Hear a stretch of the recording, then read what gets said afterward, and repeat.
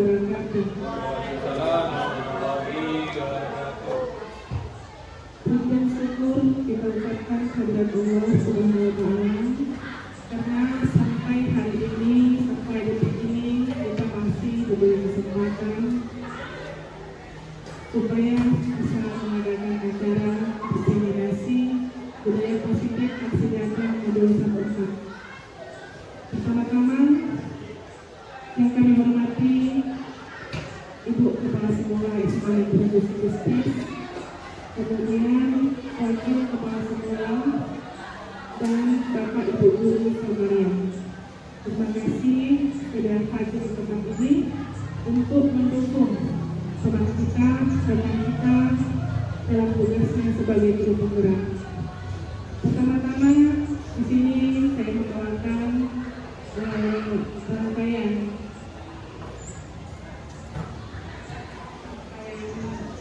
acara sebagai tawaran di sini. Kemudian setelah itu kami mintakan kepada Bapak Kusni untuk doa. Kemudian selanjutnya kata sambutan dari Ibu Kepala Sekolah SMA Negeri 1 Gustis, yang terakhir adalah presentasi dari Ibu Rosmawati Saragi sebagai CGP dari SMA Negeri 1 Gustis. Kita masuk ke acara kedua, yaitu pembacaan doa dari Bapak Kusni yang dipersilakan dengan segala hormat.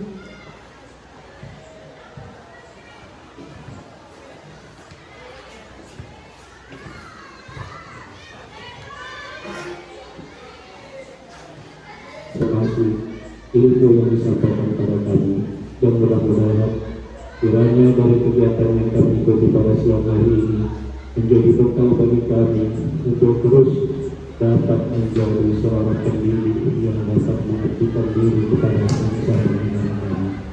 Akhirnya Allah kepada doa kami mohon dan kepada kami minta untuklah segala dosa kami Allah, mudahkanlah segala urusan kami Allah, dan berikanlah kami umur panjang, keturunan berkah, sehingga kami dapat menjadi orang-orang yang senantiasa berbuat kebaikan. Rabbana atina fid dunya hasanah wa fil akhirati hasanah wa qina adzabannar walhamdulillahi rabbil alamin.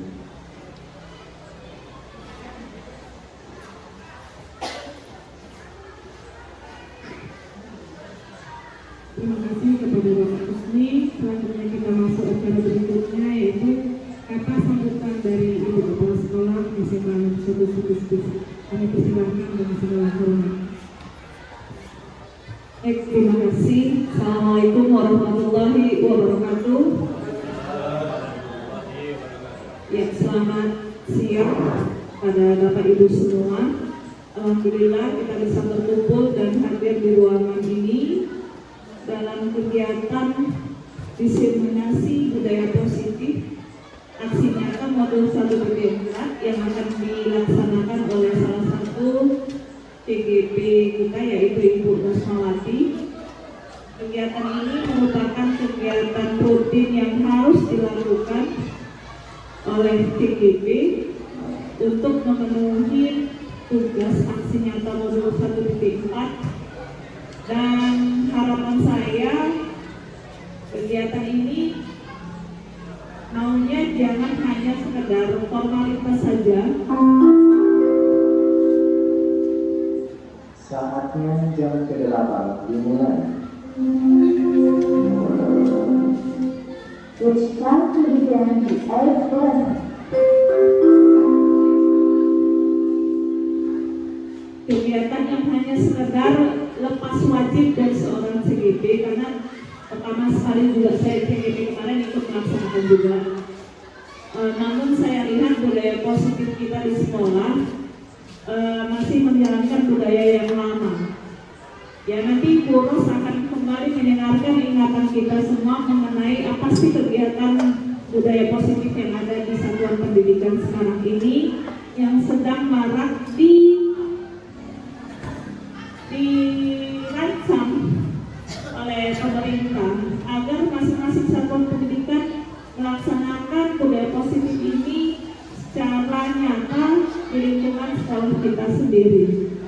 Ya, salah satunya adalah kegiatan plastik. restitusi, melakukan tindakan yang mana selama ini apabila anak didik kita melakukan sebuah kesalahan, sebuah tidak tertiban akan aturan, kita biasanya memberikan hukuman.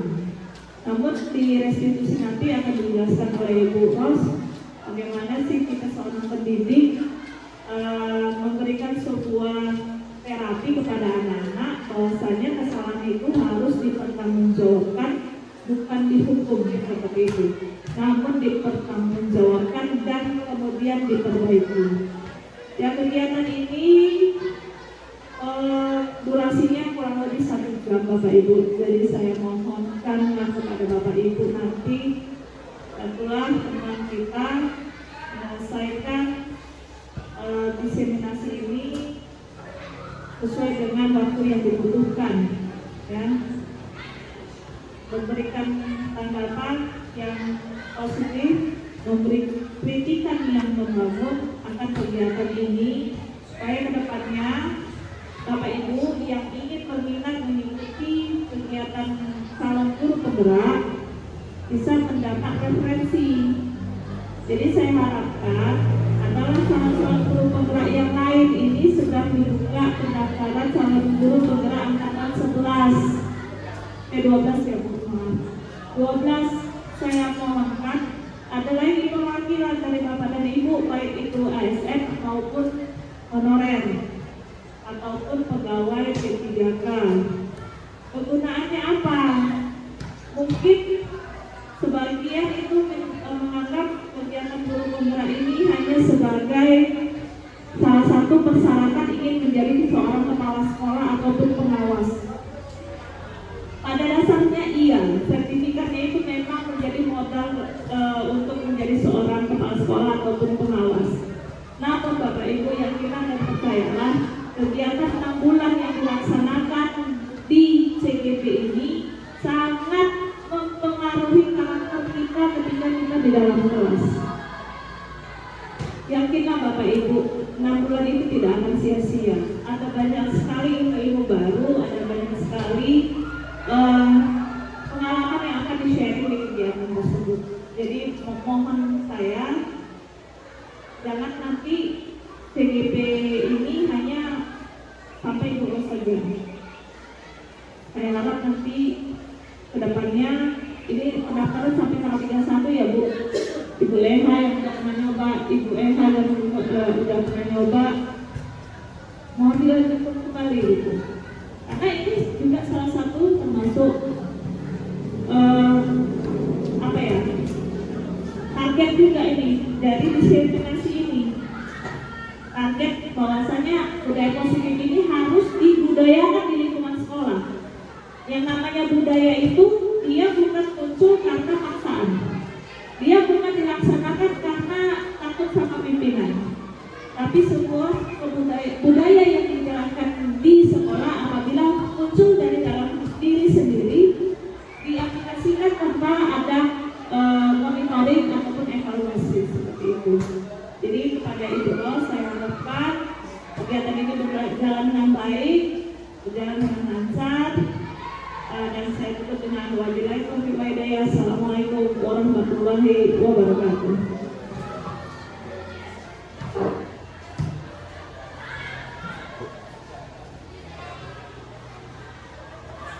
Terima kasih kepada Ibu Kepala Sekolah. Dan masuklah kita acara intinya yaitu presentasi dari Bu Rosana Besari tentang diseminasi budaya positif. Kami persilakan dengan segala hormat.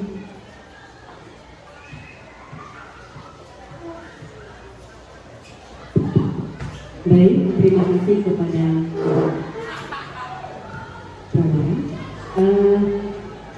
Yang saya hormati Kepala Sekolah SMA Negeri 1 Sipispis Ibu Nurhida SPD Anhum. Yang saya hormati Bapak Ibu rekan-rekan sejawat guru-guru SMA Negeri 1 Sipispis. Saya sangat berterima kasih untuk kehadiran dan support Bapak Ibu. Saya sangat berterima kasih ya untuk dukungan dari Ibu Kepala Sekolah untuk sampai di saat ini. Dan hari ini setelah beberapa waktu mengikuti pendidikan di guru penggerak, ini sudah tiba di modul 134, di mana setiap calon guru penggerak diharapkan melakukan diseminasi disiplin positif di sekolahnya masing-masing. Nah, hari ini saya sangat bersyukur, senang dengan dukungan dan kehadiran Bapak Ibu sekalian. Ya, karena ini sudah siang, saya tahu Bapak Ibu sekalian sudah letih. Saya berharap sebelum kita masuk kepada materi, saya mengajak untuk Bapak Ibu semua untuk boleh berhadapan dan mari boleh bangkit berdiri, saling berhadapan, ambil pasangan, tapi jangan ibu dan bapak, tapi bapak dengan bapak. Ya, Pak Joko dengan Ibu Sri boleh lah. Ya, bapak dengan bapak, ibu dengan ibu. Ya, ya kami persilakan. Ya, saya mengajak untuk kita semua, bapak dan ibu guru, untuk boleh tersenyum. Ya. Sudah dapat pasangannya Bapak Ibu? Sudah dapat pasangannya ya, silakan dilihat senyum pasangan yang ada di depan kita. Yang dilihat matanya Bapak Ibu, jangan bibirnya, nanti jadi lucu. Iya, makanya ya Bapak Ibu yang dilihat ya, jangan bibirnya, jadi lucu kan? Ah ya, saya senang semuanya sudah tertawa. Iya. Sudah tertawa, ya, paling tidak sedikit lelah sudah berkurang. Terima kasih Bapak Ibu sudah tersenyum. Ya. Baik. Iya. Karena dengan senyum memulainya lebih bersemangat lagi. Baik, Bapak Ibu, latar belakang dari diseminasi ini yang pertama adalah budaya positif itu merupakan perwujudan dari nilai-nilai atau keyakinan yang universal yang diterapkan di sekolah. Suasana atau budaya yang berkembang di sekolah secara tidak langsung menjadi cermin dari tujuan mulia nilai-nilai yang dianut dan diyakini sekolah selama ini. Untuk itulah, menciptakan lingkungan positif agar terbentuk suatu budaya positif adalah suatu proses perjalanan pendidikan yang harus kita jalani. Karena ini merupakan tanggung jawab kita sebagai guru, sebagai seorang pemimpin pembelajaran. Suatu lingkungan yang aman dan nyaman akan memberikan murid kesempatan dan kebebasan untuk berproses dan belajar, sehingga mampu menerima dan menyerap suatu pembelajaran. Karenanya sebagai seorang guru harus mampu menciptakan lingkungan positif yang berpihak pada murid. Adapun hal-hal yang dapat dilakukan dengan membuat kesepakatan kelas atau kesepakatan sekolah, semua pihak harus menerapkan keyakinan tersebut agar menjadi sebuah kebiasaan sehingga terwujud budaya positif di sekolah. Tujuan dari diseminasi ini yang pertama, meningkatkan pemahaman tentang konsep budaya positif di sekolah, mewujudkan budaya positif dengan keyakinan kelas, membangun motivasi internal murid dalam pembelajaran, mewujudkan pembelajaran yang menyenangkan dan berpihak pada murid. Saya hadir di depan bukan karena saya lebih hebat dari Bapak Ibu semua. Saya dalam posisi belajar dan budaya positif ini sama-sama sedang ingin kita upayakan untuk ada di sekolah kita. Dan salah satu upaya bagaimana budaya positif itu hadir di sekolah adalah dengan cara bagaimana seluruh calon guru penggerak melakukan diseminasi budaya positif ini di unit kerja masing-masing, di sekolah masing-masing. Jadi diharapkan saya sebagai calon guru penggerak akan menerapkan, mengimplementasikan budaya positif ini di sekolah kita, dan diharapkan juga bersama-sama dengan rekan-rekan yang lain berkolaborasi untuk boleh melakukan budaya positif ini di sekolah. Dukungan sangat dibutuhkan, kerjasama dan kolaborasi antar semua warga sekolah dan orang tua murid dalam penerapan keyakinan kelas guna mewujudkan budaya positif sehingga bisa diterapkan di lingkungan sekolah maupun masyarakat. Beberapa konsep inti dalam budaya positif yang hari ini akan kita sama-sama informasikan bagi kita, yang selama ini mungkin sudah banyak kita kerjakan, hanya perlu pengulangan supaya sampailah ini menjadi benar-benar budaya di sekolah kita. Yang pertama, perubahan paradigma belajar. Yang kedua, disiplin positif. Yang ketiga, teori motivasi perilaku manusia. Keempat, keyakinan kelas. Kelima, hukuman dan penghargaan. Yang keenam, kebutuhan dasar manusia. Yang ketujuh, posisi kontrol guru.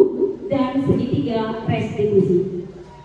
Yang pertama, kita melihat tentang perubahan paradigma belajar. Ya, pembelajaran dengan paradigma baru. Paradigma yang sebelumnya berbeda dengan paradigma yang baru. Paradigma pembelajaran yang baru ini dirancang berdasarkan pembelajaran berdiferensiasi. Pembelajaran dirancang sehingga murid bisa belajar sesuai dengan kebutuhan dan tahap perkembangannya, sehingga nanti akan terbentuklah profil pelajar Pancasila.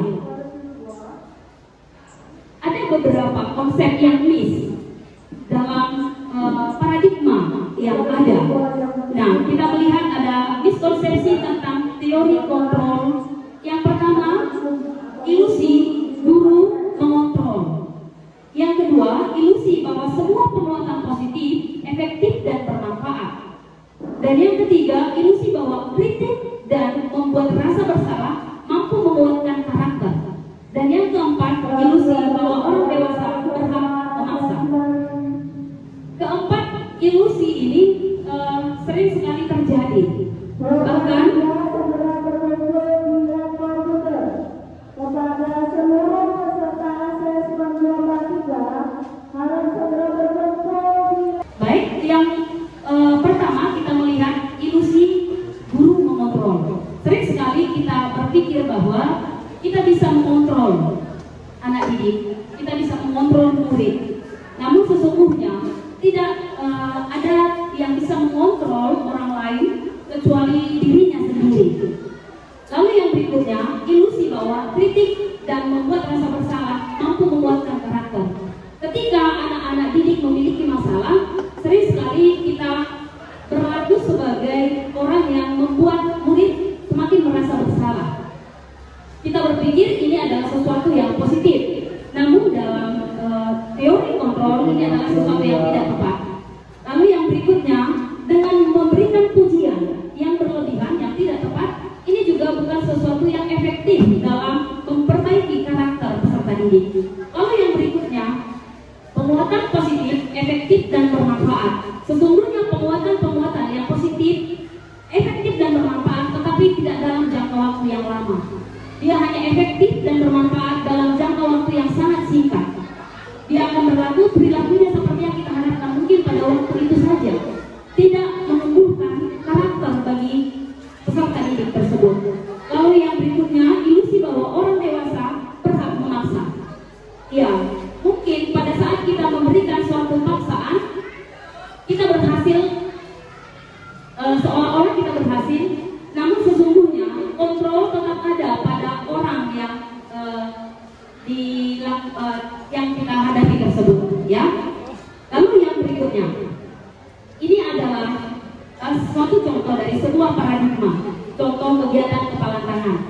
Ada A dan B, saya dan teman. Ya, sobeklah secari kertas kecil, tuliskan benda atau sesuatu yang sangat berharga untuk Anda. Letakkan di salah satu tangan Anda dan genggam benda atau sesuatu tersebut dengan segala daya. Buatlah sebuah kepala. Teman Anda, B, akan mencoba dengan sekuat tenaga dengan berbagai cara untuk meminta Anda memberikan benda tersebut. B bisa membujuk, bisa mengancam, bisa menghardik, merayu, menyuap, apa saja agar dapat membuka kepalan tangan Anda. Namun sesungguhnya kepalan tangan itu terbuka atau tidak itu tergantung kepada si pemilik tangan sendiri. Ya, jadi paradigma ini harus sama-sama kita pahami bersama. Ketika seseorang, apakah kita bujuk, kita ancam, kita hardik, kita rayu, atau kita suap untuk melakukan seperti apa yang kita harapkan, ketika dia melakukannya, itu tetap dia melakukan pasti karena ada kemauan dari dia untuk melakukannya. Kita lanjutkan. Yang berikutnya adalah mengubah paradigma stimulus respon kepada pendekatan teori kontrol.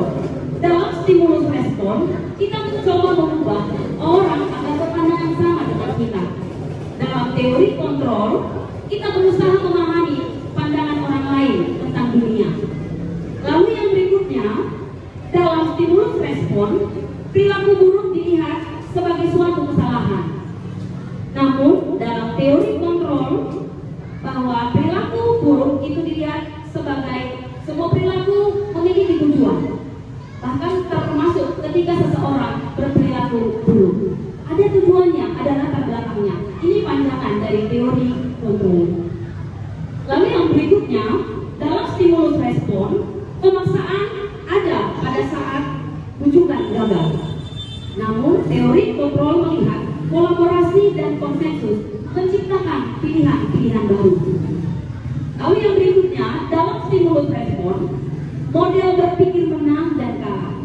Namun dalam stimulus atau teori kontrol, model belajar menang-menang. Dengan pendekatan teori kontrol mengajarkan kita untuk selalu bisa berpikir dan menerapkan sikap positif sehingga akan memberikan dampak positif pula dalam jangka panjang. Bila kita ingin membuat kemajuan perlahan, sedikit-sedikit ubahlah sikap atau perilaku kita. Namun bila kita ingin memperbaiki cara-cara utama kita, maka kita perlu mengubah kerangka acuan kita.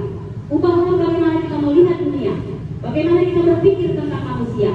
Ubahlah paradigma kita, skema pemahaman dan penjelasan aspek-aspek tertentu tentang realitas. Ini tentang perubahan paradigma. Baik, Bapak Ibu, yang berikutnya, konsep yang kedua adalah disiplin positif. Disiplin berasal dari kata disiplina yang artinya belajar. Disiplin mengacu pada disiplin diri yang memiliki tanggung jawab terhadap apa yang dilakukan berdasarkan nilai-nilai yang diyakini. Disiplin positif merupakan salah satu cara penerapan disiplin yang bertujuan untuk menumbuhkan kesadaran serta memberdayakan peserta didik tanpa imbalan, penghargaan atau reward, ancaman atau hukuman. Sebagai pendidik, tujuan kita adalah menciptakan peserta didik yang memiliki disiplin diri sehingga mereka berperilaku mengacu kepada nilai-nilai kebajikan universal dan memiliki motivasi intrinsik dalam perubahan perilaku ke arah yang lebih baik. Selanjutnya, disiplin positif dalam budaya kita, makna kata disiplin telah berubah menjadi sesuatu yang dilakukan seseorang pada orang lain untuk mendapatkan kepatuhan. Kita cenderung menghubungkan kata disiplin dengan ketidaknyamanan. Disiplin positif merupakan salah satu pendekatan disiplin diri yang memampukan seseorang untuk mengontrol perilakunya dalam kesadaran dan bertanggung jawab atas ketidaknyamanan sebagai wujud menghormati diri dan orang lain. Sebagai pendidik, tujuan kita adalah menuntun murid untuk memiliki disiplin diri sehingga mereka bisa berperilaku yang mengacu pada nilai-nilai kebajikan yang universal dan memiliki motivasi intrinsik bukan ekstrinsik. Baik, selanjutnya perubahan paradigma dalam pendekatan disiplin positif. Pendekatan disiplin positif tidaklah tentang anak atau peserta didik secara langsung, tetapi tentang diri dan cara kita sendiri, baik sebagai orang tua, baik sebagai guru, ataupun sebagai orang dewasa yang memberikan dampak dan pengaruh positif kepada anak atau peserta didik. Pendekatan disiplin positif merupakan kemampuan individual pendidik untuk membina, mendidik peserta didik secara individual ataupun secara kelompok. Pendekatan secara individual atau kelompok perlu mendapatkan dukungan, kebijakan sekolah, dan peran serta pemangku kepentingan sekolah. Nilai-nilai kebajikan, ada nilai-nilai kebajikan yang diharapkan menjadi budaya positif yang dihadirkan di sekolah. Ada beberapa nilai-nilai kebajikan yang disepakati bersama, lepas dari suku bangsa, agama, bahasa, maupun latar belakang. Contoh nilai kebajikan institusi atau organisasi. Yang pertama, nilai kebajikan dari profil pelajar Pancasila, lalu ada nilai kebajikan dari PIEP, lalu nilai kebajikan dari keterampilan hidup atau life skill. Ada beberapa yang sudah ada tampil di dalam slide, dari profil pelajar Pancasila, beriman dan bertakwa pada Tuhan Yang Maha Esa, dan berakhlak mulia, berkebinekaan global, gotong royong, mandiri, kreatif, dan bernalar kritis. Yang berikutnya nilai kebajikan dari PYP: toleransi, rasa hormat, integritas, mandiri, menghargai, antusias, empati, keingintahuan, kreativitas, kerjasama, percaya diri, dan komitmen. Lalu yang berikutnya dari life skill: dapat dipercaya, lurus hati, pendengar yang aktif, tidak merendahkan orang lain, dan memberikan yang terbaik dari diri. Ini adalah beberapa nilai-nilai kebajikan yang universal dari beberapa institusi atau organisasi, termasuk nilai-nilai kebajikan yang diharapkan akan menjadi karakter dari pelajar Pancasila. Yang berikutnya adalah motivasi perilaku manusia. Iya, ada 3 motivasi perilaku. Yang pertama, mengapa seseorang melakukan tindakan-tindakan yang dia kerjakan. Yang pertama, motivasinya adalah untuk menghindari ketidaknyamanan, menghindari hukuman. Jadi seseorang bisa taat oleh karena motivasi takut dihukum, takut tidak nyaman. Ini adalah salah satu motivasi. Lalu yang kedua, ada motivasi supaya dia mendapat pengakuan atau penghargaan. Ada motivasi perilaku yang kedua, bagaimana dia melakukan peraturan, melakukan nilai-nilai kebajikan dengan harapan akan menempatkan penghargaan atau mendapatkan pujian. Nah, kedua motivasi ini adalah motivasi eksternal yang masih berasal dari luar diri, dari orang yang melakukan tindakan atau kebajikan yang universal tersebut. Tetapi motivasi yang ketiga adalah seseorang melakukan kegiatan yang baik atau kebajikan universal itu dengan untuk menghargai diri sendiri. Jadi motivasinya untuk melakukan hal baik tersebut adalah menghargai diri sendiri. Ini adalah motivasi internal. Kita berharap peserta didik, bahkan kita juga sebagai pendidik, melakukan kebajikan-kebajikan universal, budaya positif, baik di sekolah maupun di mana pun kita berada, dengan motivasi internal untuk penghargaan terhadap diri kita, bukan karena motivasi eksternal. Baik, Bapak Ibu, kita lanjutkan. Jika dari Bapak dan Ibu ingin memberikan masukan atau pendapat untuk hal-hal yang sudah boleh kita sharingkan bersama, saya persilakan, boleh acungkan tangan. Adakah dari Bapak Ibu yang ingin memberikan pendapat untuk hal-hal yang sudah kita saksikan di slide bersama-sama? Adakah Bapak Ibu? Baik, jika tidak ada, saya akan lanjutkan. Ya, menurut Bapak Ki Hajar Dewantara, Bapak Pendidikan Indonesia yang memiliki prinsip-prinsip pendidikan yang sangat agung, Bapak Ki Hajar Dewantara berpendapat merdeka itu artinya tidak hanya terlepas dari perintah, akan tetapi juga cakap memerintah diri sendiri. Jadi ini termasuk pengelolaan terhadap diri sendiri. Ini akan membawa orang, akan membawa setiap pribadi, baik peserta didik maupun seorang pendidik, memiliki motivasi internal, menciptakan disiplin positif dan sikap yang merdeka. Bagaimana melakukan nilai-nilai kebajikan itu dilakukan dari motivasi yang lahir dari dalam dirinya sendiri, bukan untuk mengharapkan imbalan, bukan juga karena takut hukuman atau ancaman. Lalu yang berikutnya kita melihat konsep yang berikutnya, kebutuhan dasar manusia. Kebutuhan dasar manusia adalah segala sesuatu yang kita lakukan untuk mendapatkan apa yang kita inginkan.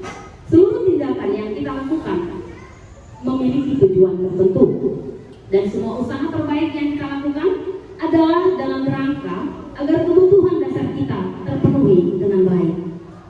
Ada 5 kebutuhan dasar manusia. Yang pertama, kebutuhan untuk bertahan hidup. Dalam kebutuhan untuk bertahan hidup ini, ya Pasti Bapak dan Ibu guru sama-sama kita sudah tahu ya, karena kita juga terus untuk bertahan hidup dan memenuhi kebutuhan ini, makanan, pakaian, tempat tinggal, keamanan, dan kesehatan. Lalu yang berikutnya, kebutuhan akan kasih sayang dan rasa diterima. Rasa diterima, dipedulikan, berbagi, kerjasama, menjadi bagian dalam kelompok. Ini juga merupakan kebutuhan dasar manusia. Lalu yang berikutnya adalah penguasaan. Kebutuhan yang ketiga tentang penguasaan ini adalah harga diri, keinginan untuk dianggap, keinginan untuk memimpin, keinginan untuk berprestasi, keinginan untuk diakui, dan keinginan untuk didengar. Ternyata Bapak Ibu, ini juga adalah kebutuhan. Ketika kebutuhan akan penguasaan ini mungkin di rumah tidak didengar, mungkin di rumah tidak dihargai, mungkin di rumah tidak dianggap, ada kalanya dia akan bertindak di sekolah. Supaya apa? Kebutuhan akan penguasaan ini terpenuhi. Jadi mungkin saja dia melakukan tindakan-tindakan yang kita lihat, ada hal-hal di belakangnya yang melakukannya dalam rangka pemenuhan kebutuhannya untuk penguasaan. Lalu yang berikutnya adalah kebutuhan dasar untuk kebebasan. Mandiri, memiliki pilihan, mencoba hal baru, mampu mengendalikan arah dirinya. Ini juga adalah kebutuhan dasar yang keempat. Dan yang terakhir dari kebutuhan dasar manusia adalah kebutuhan akan kesenangan. Bagaimana kebutuhan bermain, kebutuhan akan humor, kebutuhan akan antusiasme, dan kebutuhan untuk tertawa. Inilah 5 kebutuhan dasar manusia. Nah, ini ada beberapa yang saya buat sebagai contoh untuk boleh masing-masing kita boleh ya lihat dan memberikan pendapat. Saya berharap Bapak Ibu sekalian berkenan untuk boleh merespon. Ketika anak didik atau peserta didik kita mengatakan, aku senang bermain kejar-kejaran dengan ibu guru, seru. Ketika dia dipanggil, dia malah tidak datang, malah dia lari. Dan ketika ditanya, ternyata dia bilang, aku senang bermain kejar-kejaran dengan ibu guru, itu seru. Menurut kita kebutuhan apa yang dia sedang penuhi? Kebutuhan apa Bapak Ibu? Dia senang katanya bermain kejar-kejaran dengan ibu guru. Padahal coba kita bayangkan ibu leha yang ngejar. Bagaimana ketika ibu leha yang mengejar Ringo umpamanya? Lalu ketika didapat ditanya, kenapa kamu lari? Dia menjawab, saya senang kejar-kejaran sama ibu.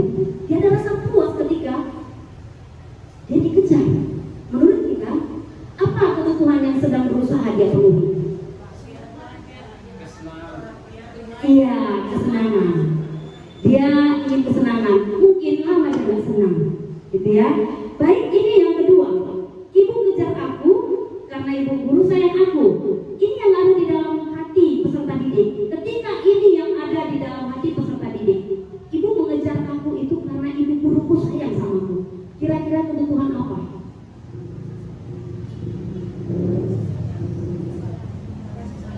Ya, kita lihat.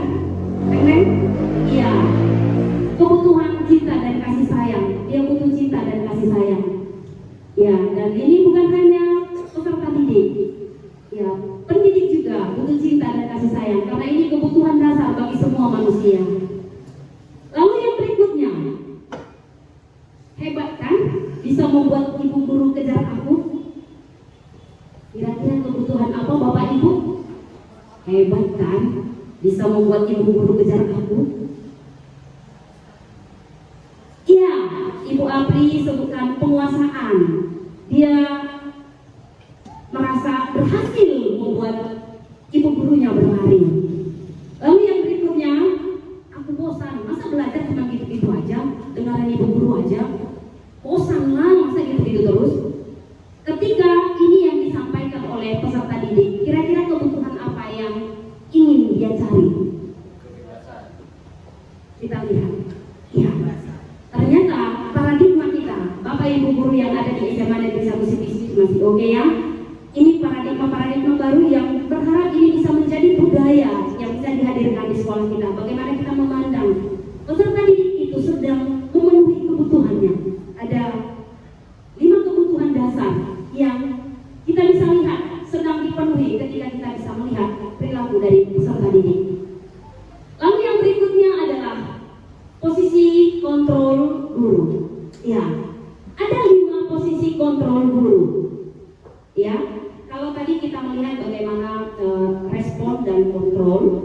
sangat berbeda. Diharapkan kita berubah kepada paradigma kontrol. Nah ini hal yang berbeda lagi dalam 5 posisi kontrol guru. Yang pertama sebagai penghukum, ya sebagai penghukum. Ini posisi kontrol yang pertama. Lalu yang kedua posisi pembuat merasa bersalah. Lalu yang ketiga posisi sebagai teman. Dan yang keempat posisi sebagai pemantau. Yang kelima ini posisi sebagai manajer. Nah 5 posisi ini inilah yang sering diterapkan, inilah yang sedang diterapkan oleh seluruh guru-guru yang ada di sekolah. Namun yang diharapkan dalam pendidikan paradigma sekarang ini yang posisi seperti apa? Kita akan lihat. Yang pertama, ini salah satu bagaimana kita memahami posisi kontrol yang ada. Ketika kita berbicara kepada seorang peserta didik, saya kecewa sekali dengan kamu. Kira-kira posisi kontrol apakah yang sedang kita lakukan? Saya kecewa sekali dengan kamu. Iya, membuat rasa bersalah. Saya kecewa sekali dengan kamu. Ini akan membuat peserta didik rasa bersalah. Ya, ini membuat rasa bersalah. Lalu yang kedua, ayolah lakukan demi Bapak dan Ibu Diana. Posisi kontrol apa yang sedang dilakukan ketika kalimat ini yang kita sampaikan kepada seorang peserta didik? Kita lihat ya, ini posisi sebagai teman. Kita memperlakukan dia sebagai teman. Ada hal positifnya, tapi dalam posisi kontrol guru ini lebih banyak hal negatifnya. Ada kalanya ketika kita memposisikan sebagai teman, maka ada waktu-waktu di mana peserta didik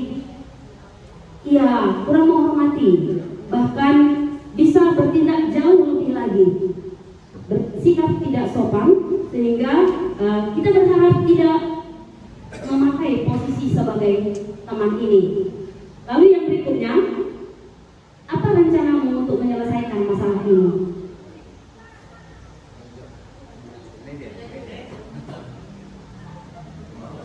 Iya.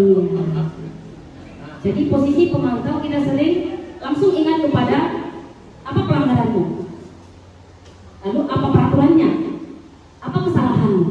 Lalu kita akan ngotot bagaimana kesalahan itu akan dihukum sesuai dengan peraturan yang ada.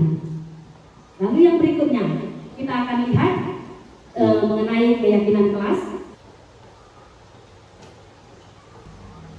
Baik, yang berikutnya mengenai keyakinan kelas.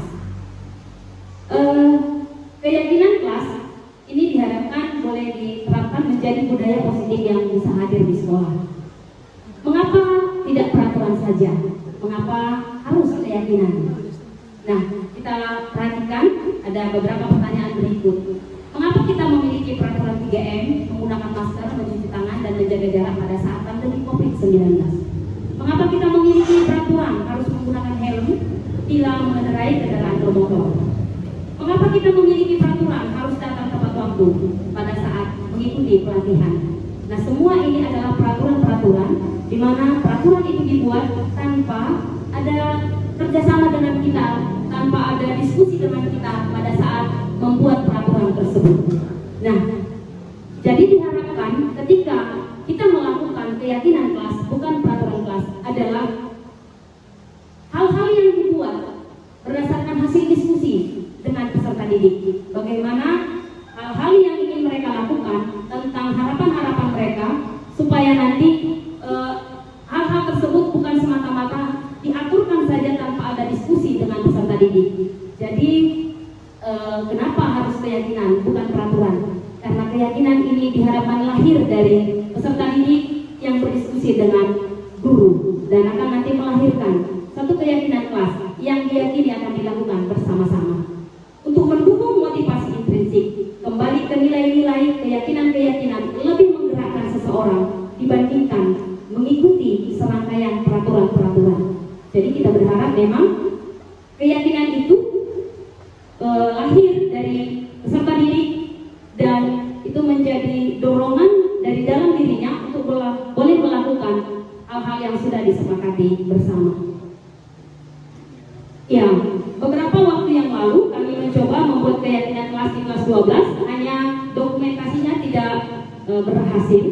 Jadi kemarin saya izin Ibu Leha buat keyakinan kelas di kelas Ibu di kelas 10.1. Ya, kami mencoba melakukan pembuatan keyakinan kelas dengan mengikuti tahapan-tahapan dari pembuatan keyakinan kelas. Nah, bagaimana membuat keyakinan kelas?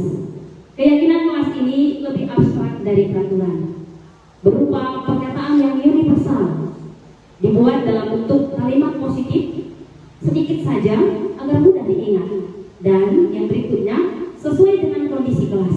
Itu sebabnya kelas yang satu dengan kelas yang lain bisa berbeda keyakinan kelas yang dibuat. Jadi diharapkan bisa masing-masing kelas memiliki keyakinan kelas sesuai dengan kondisi kelas dan sekolah agar mudah diterapkan, dan semua warga kelas atau sekolah dilibatkan saat membuat keyakinan kelas. Nah, ini tahapannya. Tentukan keyakinan dari peraturan berikut. Ada beberapa kebajikan-kebajikan universal yang boleh kita lihat dari keyakinan kelas yang boleh dilakukan. Ini di slide ada saya buat beberapa contohnya. Selalu kembalikan buku ke tempatnya. Ini nilai kebajikan di dalamnya adalah tanggung jawab, dilarang mengganggu orang lain, nilai kebajikannya menghormati orang lain, hadir di sekolah 15 menit sebelum pembelajaran dimulai, menghormati orang lain, berkomitmen, dilarang melakukan kekerasan. Ini nilai kebajikan di dalamnya adalah keselamatan, menghormati orang lain juga, dilarang menggunakan narkoba. Ini nilai kebajikannya untuk kesehatan, bergantian atau menunggu giliran. Ini nilai kebajikannya menghormati orang lain, bersabar, gunakan masker. Ini nilai kebajikannya kesehatan dan keselamatan, dan jangan berlari di kelas atau koridor. Ini keselamatan atau keamanan. Ini adalah beberapa dokumentasi ketika pembuatan keyakinan kelas yang ada di kelas 10.2. Pada tahap awal, anak-anak saya minta untuk boleh menuliskan harapan mereka tentang kelas mereka dengan tulisan harapan-harapan yang singkat dan mudah dilakukan. Dan mereka menuliskannya dengan sticky note, lalu mereka saya minta untuk boleh menempelkan. Dan setelah mereka tempelkan di whiteboard, saya membacakan nilai-nilai pendapat-pendapat yang mereka tuliskan, harapan-harapan mereka tentang kelas mereka. Lalu apa yang mereka tuliskan kami rubah ke dalam kalimat positif. Ketika setelah dirubah ke dalam kalimat positif, lalu disarikan kembali karena pendapat dari 36 siswa sudah ditempelkan di depan. Lalu itu dirubah ke dalam kalimat positif. Setelah dirubah ke dalam kalimat positif, disarikan supaya tidak terlalu banyak. Harapannya supaya itu memang terjangkau untuk boleh dilakukan oleh para peserta didik. Setelah mereka melakukannya, menempel, saya baca, kami rubah ke dalam kalimat positif. Lalu yang berikutnya disarikan, dipilih dari seluruh kalimat-kalimat positif yang ada, itu diambil beberapa untuk disepakati menjadi keyakinan kelas bersama. Keyakinan kelas yang sudah disepakati dituliskan ke dalam karton, dan setelah dituliskan ke dalam karton, seluruh peserta didik diminta untuk boleh tanda tangan, dan saya juga ikut tanda tangan pada saat itu. Inilah kesepakatan yang sudah dibuat pada waktu itu dan menjadi keyakinan kelas yang diharapkan akan dilakukan oleh seluruh warga kelas. Ini pada saat pembuatan keyakinan kelas yang sudah boleh dilakukan di kelas 10.2. Nah, yang berikutnya ini adalah mengenai segitiga restitusi. Baik, Bapak Ibu, ya supaya tidak jenuh ya, saya saja yang berbicara. Saya berharap dari Bapak Ibu yang sudah mendengar dari tadi saat ini boleh memberikan masukan ataupun hal-hal yang boleh disampaikan untuk boleh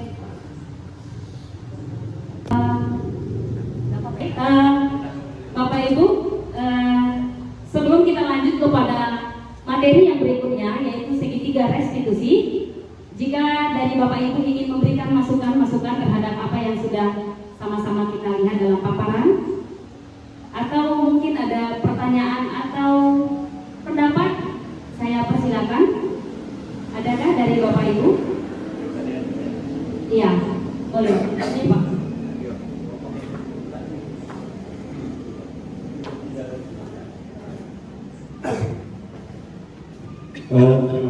kepada Ibu Fatmawati yang telah memberikan kesempatan untuk bertanya mengenai diskriminasi tentang budaya positif.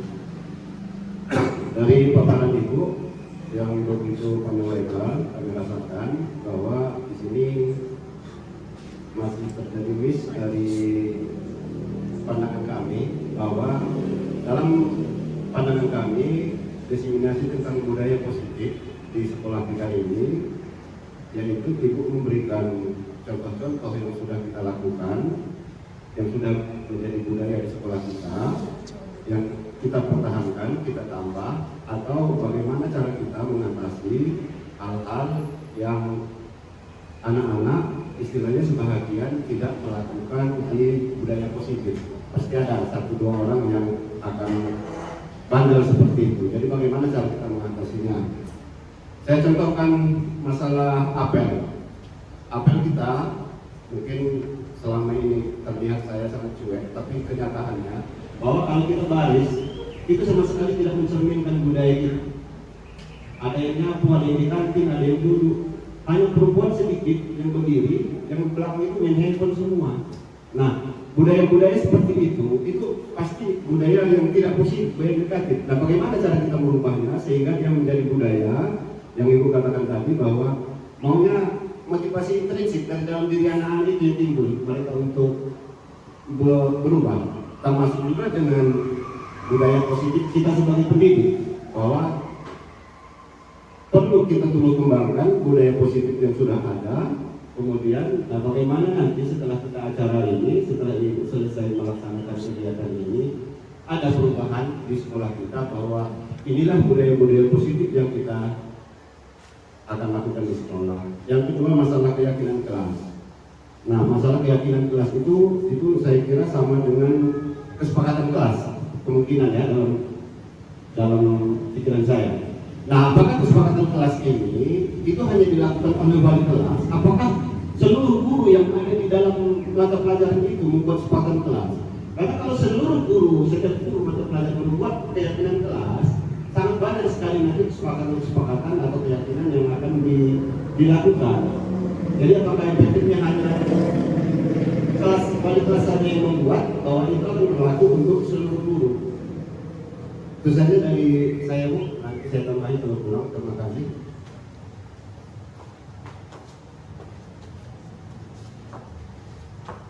Baik, terima kasih kepada Pak Joko yang sudah memberikan pendapat dan pertanyaan untuk hal yang sudah saya paparkan. Nah, sehubungan dengan budaya-budaya positif yang sudah berjalan di sekolah kita, ini sudah sangat baik dan diharapkan budaya positif yang sudah berjalan itu akan terus tumbuh dan terus menjadi budaya yang hidup di tengah-tengah lingkungan sekolah. Nah, paparan ini adalah bagaimana mempertahankan dan menumbuh kembangkan budaya itu dengan paradigma yang tepat. Jadi ini akan menolong kita bagaimana untuk memperbaiki atau memajukan atau mengembangkan budaya positif yang sudah ada. Ada kalanya budaya itu sudah berjalan, namun motivasi di belakangnya belum tepat. Jadi pemaparan ini diharapkan mengubah paradigma kita sehingga ketika melihat sesuatu budaya positif yang sudah ada, itu kita melihatnya dengan paradigma yang baru. Jadi yang diharapkan adalah perubahan paradigma tentang motivasi salah satunya. Bagaimana motivasi peserta didik? Kenapa dia mau baris berbaris? Kenapa dia bisa hadir dengan tepat waktu? Kenapa dia bisa tertib di kelas? Kenapa dia mengerjakan tugas dengan tepat waktu? Kita melihatnya sebagai ketika itu sudah berjalan, kita boleh melihat dan boleh menilik lebih dalam. Apakah motivasi di belakang tindakan-tindakan itu? Apakah hanya sebatas karena takut dihukum atau takut diberikan sanksi? Atau hanya ingin dihargai atau ingin dipuji? Nah, kita berharap ke depan akan dilakukannya tata tertib itu, dilakukannya keyakinan kelas itu dengan motivasi yang lahir dari dalam dirinya. Termasuk budaya-budaya yang sudah berjalan di sekolah kita selama ini. Ada banyak hal, ya bagaimana peserta didik sudah mengikuti literasi apa yang di pagi hari upacara bendera. Ada sebagian besar siswa sudah melakukannya dengan baik, namun ada sebagiannya belum. Nah tadi Bapak Joko berharap kita bisa menemukan cara bagaimana mengembangkan itu, bagaimana membuat perubahan terhadap peserta didik. Nah, dari diseminasi budaya positif ini yang diharapkan adalah bagaimana paradigma kita boleh berubah. Ketika paradigma para pendidiknya berubah melihat hal tersebut, maka akan lebih berdampak lagi ketika mengimplementasikannya dalam keseharian sebagai pendidik. Nah, jadi kalau mungkin jurus jitunya seperti ini tahapannya mungkin saya tidak bisa paparkan, tapi dengan memberikan pemaparan tentang perubahan paradigma yang diharapkan dimiliki oleh setiap pendidik untuk boleh mengimplementasikannya, ini akan membawa dampak kepada kehidupan budaya positif yang akan semakin berkembang di sekolah.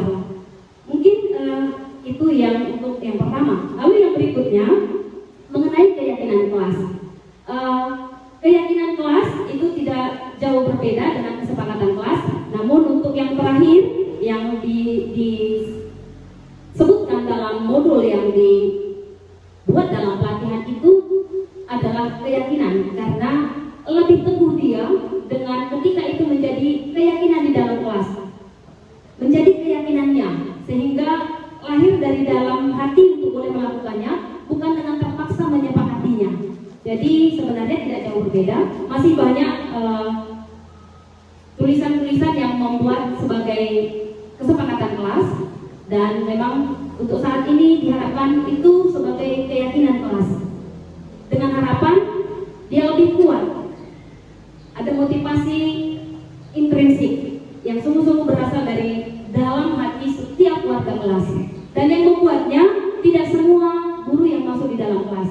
Nah, ini kenapa diseragamkan? Karena dari jenjang pendidikan, dari sekolah dasar, dari SMP dan SD, ini mungkin kan berbeda dia dengan di sekolah SMA. Jadi, bagaimana tahapan-tahapan dalam melakukannya? Ketika di dalam pendidikan sekolah dasar, mungkin hanya satu guru itu saja yang ada di dalam kelas itu, dan dialah yang nanti yang akan membuat kesepakatan atau keyakinan kelas. Tetapi kalau untuk SMA seperti yang ada di sekolah kita, ini ditangani atau dilakukan oleh wali kelas bersama dengan seluruh warga kelas, sehingga tidak nanti tumpang tindih setiap guru mata pelajaran membuat suatu keyakinan. Nah, kemarin kenapa saya lakukan di kelas 10 2, karena memang pada waktu itu saya bertanya, apakah kalian sudah punya keyakinan kelas? Nah, karena dokumentasi di kelas 12 IPS 2 pada waktu itu belum terdokumentasikan dengan baik, dan saya butuh juga untuk dokumentasi ini bahwasanya benar saya telah melakukan keyakinan kelas itu, saya kembali lakukan. Jadi kehadiran saya di sana bukan sebagai guru mapel lalu buat keyakinan kelas, namun sebenarnya mewakili sebagai wali kelas dan mencoba menerapkan, mengajak peserta didik untuk boleh bersama-sama berdiskusi tentang satu keyakinan, dan diharapkan itu akan bersama-sama boleh dilakukan, diimplementasikan dalam kesehari-hariannya. Baik, kira-kira demikian yang bisa saya sampaikan, Pak. Baik, untuk berikutnya kita akan lanjutkan untuk segitiga restitusi. Sebelum saya lanjut kepada segitiga restitusi ini, apakah dari Bapak Ibu guru yang lain ada ingin berpendapat atau mengajukan pertanyaan untuk boleh bersama-sama kita diskusikan? Iya, silakan Pak.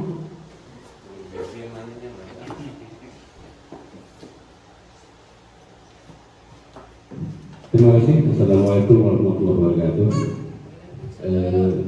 Dari modul 1 tempat yang tadi kita ikuti bersama, ada beberapa poin-poin yang disampaikan itu yang cukup mengkritik sehubungan dengan juga dengan budaya positif tadi ya. Kalau mau coba kita inventarisir kepada anak-anaknya, memang banyak budaya yang negatif sebenarnya ya. Sehingga kita kewalahan istilahnya pihak sekolah itu kewalahan dengan anak dengan lebih mereka ini lebih mendominasi budaya negatif sebenarnya. Ya. Dan kita guru-guru merasa mungkin sudah kewalahan ya, bahkan sebagian sudah apatis gitu ya. Namun demikian ada segelintir budaya positif anak, tapi sayangnya juga budaya positif anak ini juga kurang didukung oleh pihak-pihak sekolah ya. Contohnya kita dulu pernah buat naskah lingkungan, kita buat budaya positif agar bersih lingkungan ya. Ternyata bukan dengan sesuatu ya, sama guru juga kurang mendukung itu. Akhirnya itu tidak menjadi budaya pada akhirnya. Jadi pertanyaan saya, sebenarnya siapakah yang paling berkompeten menimbulkan budaya positif ini? Apakah ibu sebagai calon guru tunggal, ataukah kepala sekolah, ataukah yang lain? Karena selama ini budaya positif yang coba kita terapkan kurang mendapat dukungan dari stakeholder sekolah. Nah ini coba ke depannya saya pribadi berharap budaya positif ini semakin mendominasi kegiatan-kegiatan sekolah. Terima kasih. Wassalamualaikum warahmatullahi wabarakatuh. Baik, terima kasih kepada Pak Ahmad Yani yang sudah boleh memberikan tanggapan dan sekaligus ada juga pertanyaan ya Bapak ya. Menanggapi apa yang Bapak sampaikan, saya juga boleh melihat bagaimana hal-hal yang sebenarnya itu sudah mulai tumbuh tapi akhirnya sudah mati, tidak lagi berkembang. Contohnya adalah laskar lingkungan yang dulu sudah tumbuh di sekolah kita. Nah, kalau pertanyaannya siapakah yang paling bertanggung jawab? Kalau yang paling bertanggung jawab sebenarnya adalah seluruh stakeholder yang ada di sekolah. Tapi pastilah ini sangat dibutuhkan dukungan dari pimpinan. Ya, jadi bagaimana budaya positif ini pasti harus ada dukungan dari pimpinan. Kalau saya sebagai calon guru penggerak, ini hanya sebagian kecil dari hal yang bisa menggerakkan atau bisa membuat budaya positif itu tumbuh di sekolah. Ya, mungkin secara pribadi saya akan belajar. Setelah ada pembelajaran dalam pendidikan guru penggerak ini, jujur Bapak Ibu, ini banyak mempengaruhi sikap hati saya, banyak mempengaruhi paradigma saya, baik ada di sekolah maupun ada di rumah. Jadi ketika dari Balai Besar Guru Penggerak ini memberikan tugas yang seperti ini, bagaimana budaya positif ini ditugaskan kepada seluruh calon guru penggerak untuk disampaikan di sekolah masing-masing. Saya pikir ini adalah salah satu bagaimana menumbuh kembangkan budaya positif itu. Ini adalah salah satu. Pertanyaan yang pertama, posisi kontrol apa yang telah dipraktikkan oleh kepala sekolah Ibu Suti? Hal-hal apa saja yang dilakukannya sehingga Anda berkesimpulan demikian? Yang kedua, dalam kasus tersebut, bagaimana Dino dikuatkan? Bagaimana Anto dikuatkan oleh Ibu Suti? Kira-kira nilai-nilai kebajikan, keyakinan sekolah apa yang dituju dalam kasus tersebut? Nah, kita bisa melihat Ibu Suti mengambil posisi manajer. Hal-hal yang dilakukan yang menunjukkan posisi ini antara lain, Ibu Susi berusaha menenangkan kedua siswa, mendengarkan cerita Dino, mengingatkan Dino tentang pentingnya mempertahankan diri dan memikirkan cara yang lebih efektif, menanyakan tentang keyakinan sekolah dan menanyakan apakah Dino bersedia memperbaiki kesalahan. Pertanyaan yang pertama, posisi kontrol apa yang telah dipraktikkan oleh kepala sekolah Ibu Suti? Hal-hal apa saja yang dilakukannya sehingga Anda berkesimpulan demikian?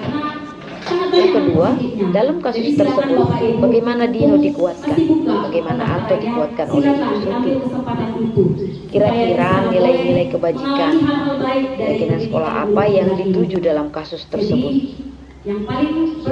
Kira-kira nilai-nilai kebajikan atau keyakinan sekolah apa yang dituju dalam kasus tersebut?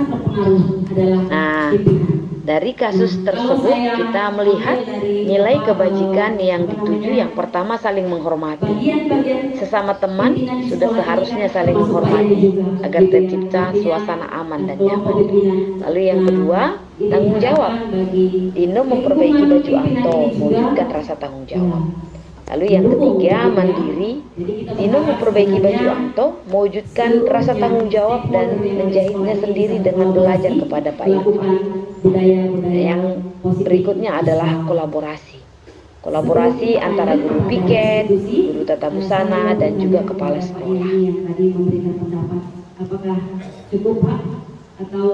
Refleksi dari kasus yang telah didiskusikan dapat ditarik sebuah refleksi dalam kasus ini. Yang pertama, guru sebaiknya menerapkan posisi kontrol sebagai manajer. Bagaimana murid membuat pertanyaan-pertanyaan yang sesuai dengan segitiga restitusi. Dalam setiap kasus memiliki warna yang berbeda, namun tujuan utamanya adalah bagaimana tindakan yang harus dilakukan oleh seorang guru jika kasus tersebut terjadi di lingkungan sekolah kita. Memberikan pelajaran yang luar biasa dalam menangani kasus. Mampu menganalisis kasus-kasus yang mungkin akan terjadi di sekolah. Keterlibatan kepala sekolah sangat menentukan bagaimana proses tindakan itu dapat menularkan ke seluruh warga sekolah seperti guru dan pegawai serta warga sekolah ini didasarkan kepada prinsip bahwa membuat kesalahan adalah bagian dari proses pembelajaran. Jadi ketika anak-anak itu bersalah, inilah prinsip yang harus kita pakai, yang harus kita ingat bahwa membuat kesalahan adalah bagian dari proses pembelajaran. Ya, mungkin dalam kalimat-kalimat yang seperti ada di dalam slide, bagaimana menstabilkan identitas. Yang pertama, berbuat salah itu wajar. Lalu yang berikutnya, tidak ada manusia yang sempurna. Ibu bapak juga pernah melakukan hal yang sama.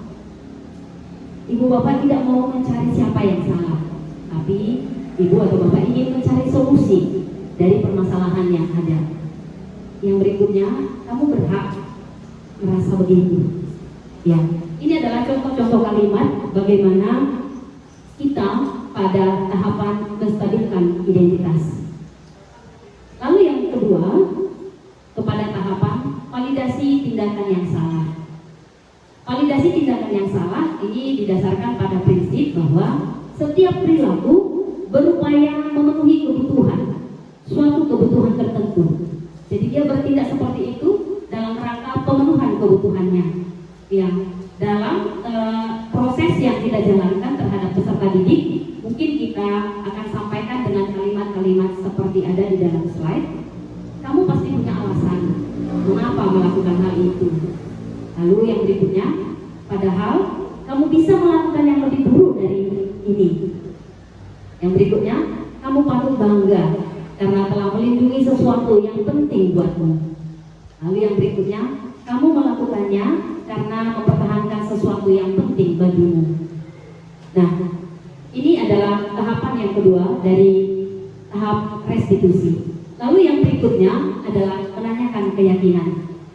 Ya, pada tahap ketiga ini didasarkan pada prinsip bahwa teori kontrol bahwa pada dasarnya kita termotivasi secara intrinsik. Apa keyakinan di kelas kita? Nah, ini menjadi kalimat yang bisa kita gunakan pada saat memberikan proses kepada anak dengan tahapan-tahapan restitusi. Dan pada tahapan yang ketiga, ketika bertanya tentang keyakinan kelas, mungkin kita bisa menanyakan dengan kalimat seperti yang ada di slide. Apa keyakinan kelas kita, nak? Nilai-nilai apa yang telah disepakati bersama? Seperti apa gambaran sebuah kelas yang ideal menurut kamu? Kamu ingin menjadi orang seperti apa? Ini dalam menanyakan keyakinan dalam tahap ketiga segitiga restitusi. Nah, yang berikutnya ini adalah penutup dari tahapan segitiga restitusi. Jika masih berkenan, tapi jika merdeka dan bertanggung jawab.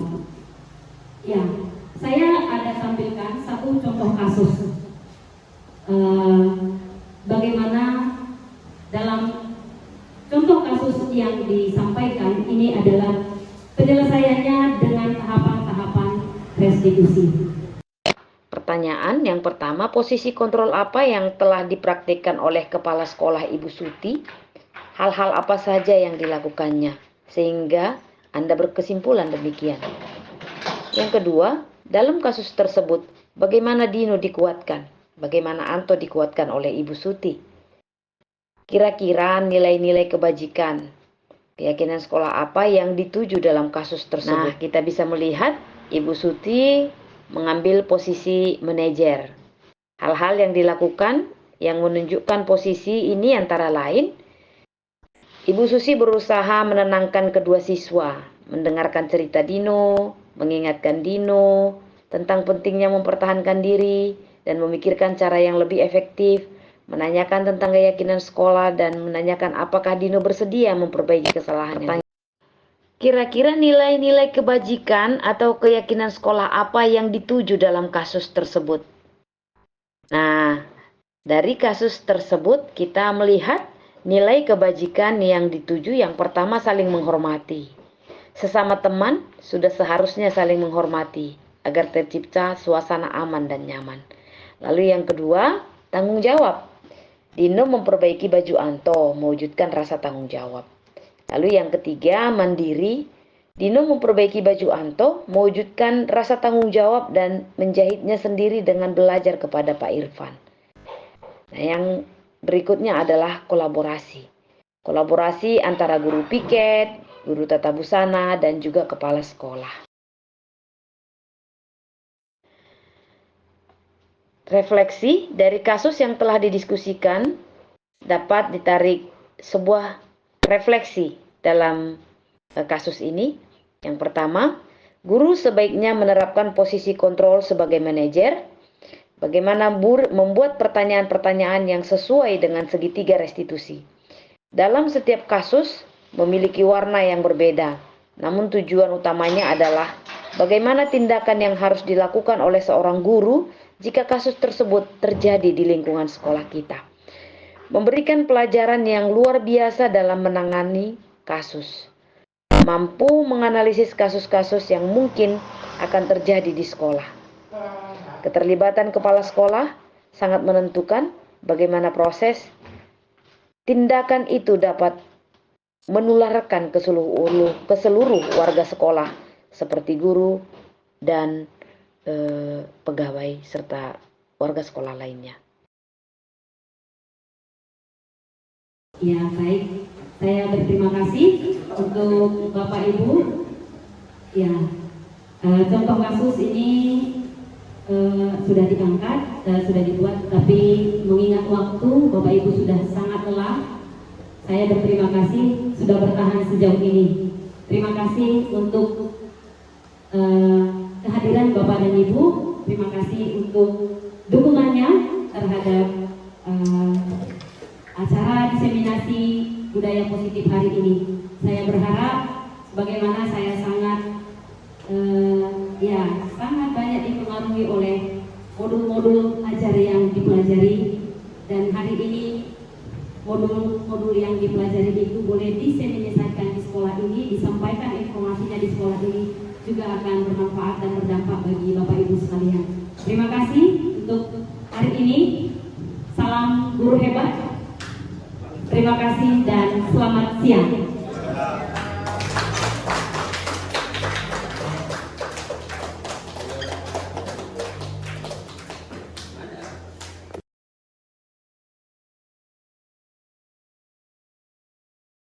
Assalamualaikum warahmatullahi wabarakatuh. Kenalkan, nama saya Siti Julaiha Sitomang dari SMA Negeri 1 Sipispis yang merupakan rekan sejawat dari JKP ke-11 Wismawati Salatiga. Adapun pendapat saya tentang diseminasi budaya positif yang telah kami laksanakan, bahwasanya insya Allah kemungkinan hasil dari budaya positif itu akan kami terapkan di sekolah kami. Dan saya melihat Ibu Rosmawati dengan semangatnya mengadakan diseminasi tersebut. Semoga itu akan berdampak positif kepada sekolah kami dan baik ibu-ibu dapat menerapkannya kepada siswa-siswa kami. Semoga kedepannya budaya positif yang akan ditampilkan oleh Bu Rosmawati akan membawa keadaan sekolah kami lebih bagus ke depannya, terutama bagaimana cara kami menghadapi siswa-siswa, bagaimana cara kami untuk menanggulangi ketika ada masalah kepada siswa. Sekian dari saya. Assalamualaikum warahmatullahi wabarakatuh. Assalamualaikum warahmatullahi wabarakatuh. Selamat pagi, salam sejahtera bagi kita sekalian. Saya adalah salah seorang guru di SMA Negeri Fis beserta guru-guru yang lain. Kami telah mengikuti diseminasi budaya positif yang dipaparkan oleh calon guru penggerak Ibu Rosmawati Saragi SPD selama lebih kurang 1 jam. Dan dalam pemaparan tersebut sungguh kami baru menyadari bahwa budaya positif di sekolah yang kami ikuti selama ini masih kurang tergali potensi-potensi yang ada di sekolah kami. Dengan paparan dari calon guru penggerak dari Ibu Rosmawati Saragi tersebut, kami merasa terpanggil dan termotivasi bahwa budaya positif di sekolah memang haruslah dihidupkan, digalakkan dan dikembangkan demi kebaikan peserta didik kami, dan tentu dengan tujuan agar peserta didik kami di sekolah SMA Negeri Fis menjadi anak-anak yang cerdas, anak-anak yang inovatif, kreatif, mandiri, dan berakhlakul karimah. Dengan kegiatan calon guru penggerak Ibu Rosmawati Saragi SPD tersebut, kami juga merasa termotivasi bahwa guru penggerak adalah guru-guru sebagai teladan, sebagai motivator agar sekolah dapat menjalankan aktivitasnya mengemban misi negara, yaitu menjalankan anak bangsa. Demikian sekedar tanggapan saya selaku guru SMA Negeri Fis sebagai kolega atau teman sejawat dari calon guru penggerak Ibu Rosmawati Saragi SPD. Terima kasih atas perhatian dan mohon maaf atas kekhilafan. Assalamualaikum warahmatullahi wabarakatuh. Selamat pagi. Setelah melakukan diseminasi budaya positif, semakin terasa bagi saya betapa pentingnya pengulangan penyampaian nilai-nilai kebajikan universal hingga nilai-nilai tersebut menjadi satu budaya. Dan setelah penyampaian diseminasi yang sudah dilakukan pada tanggal 22 Agustus yang lalu, saya semakin bersemangat untuk melakukan pengimbasan budaya positif baik di rumah terhadap anak-anak maupun keluarga, dan juga di sekolah, bahkan di lingkungan dimanapun saya berada, termasuk kepada rekan-rekan guru, bersama-sama sharing dan saling melihat dan melakukan implementasi budaya positif.